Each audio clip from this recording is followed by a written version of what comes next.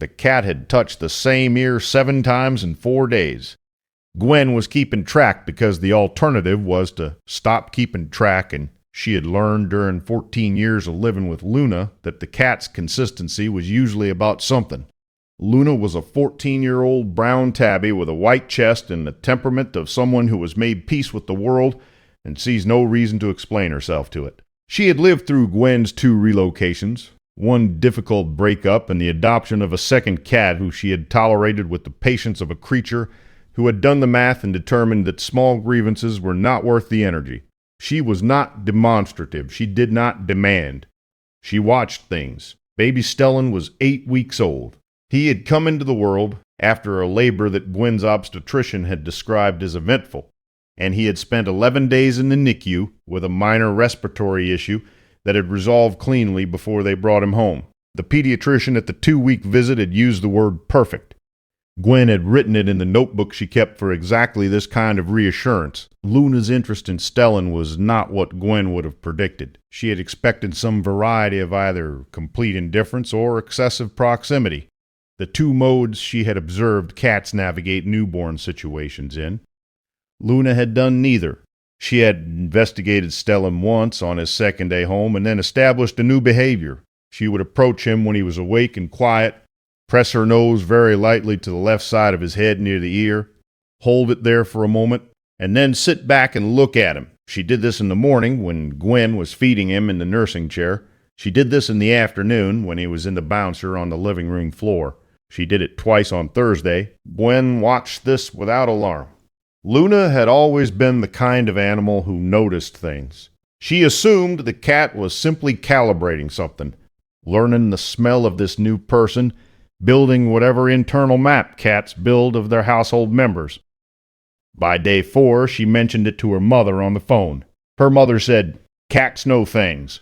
Gwen said, "I know." Her mother said, "I mean it, Gwen. You should listen to her." Gwen wrote the behavior down in the notebook. The 8-week well visit was the following Tuesday. The pediatrician, Dr. Sarah Wren, went through the standard developmental checklist.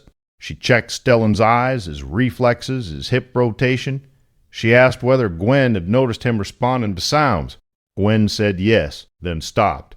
Then said, "Actually, I'm not sure. I think so. I assume so." Dr. Wren did the standard hearing screen. She did it twice. If you stay for stories about what animals sense before we do, you're in the right place. Subscribe so you never miss the next one. She referred them to a pediatric audiologist. The audiologist, whose name was Dr. Marcus Yoon, confirmed at the follow-up appointment that Stellan had significant hearing loss in his left ear. It was consistent with the kind of hearing impairment that was congenital, present from birth, undetectable by a standard newborn screen without specialized equipment. His right ear was within normal range. The left had, as Dr. Yoon explained, roughly 30% of typical hearing capacity. He said, "The good news is that early identification changes everything." He said, "Intervention in the first months of life makes a significant difference in language development outcomes." He said, "You're here early?" He asked how they had caught it. Gwen said, "My cat kept touching his left ear."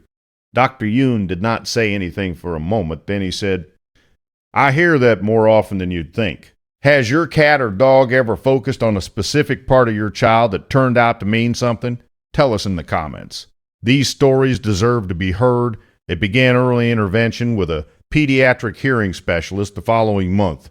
Stellan was fitted with a hearing aid at 4 months. The specialist, who had 20 years of experience in pediatric audiology, told Gwen that children who begin intervention this early frequently develop language on a typical timeline or close to it. She said, "You got very lucky catching this when you did."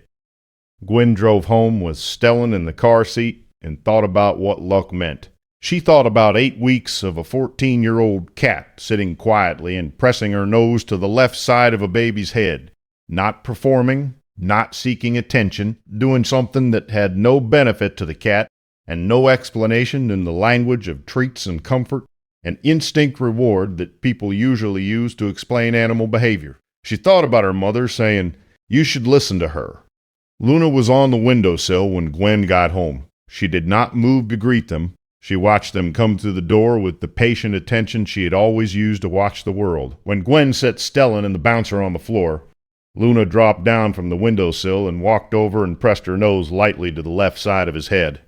Then she sat back and looked at him. Every guardian deserves to be recognized, even the ones who do their work in silence, without explanation, without any expectation that anyone will understand. If stories like this matter to you, subscribe so you never miss the next one. He was wearing his hearing aid. She held the position for a moment. Then she walked back to the windowsill and resumed her observation of the yard. Gwen sat on the floor beside the bouncer and watched her son reach for a dangling toy and miss it, and reach again, his left hand moving in the direction of the sound, learning.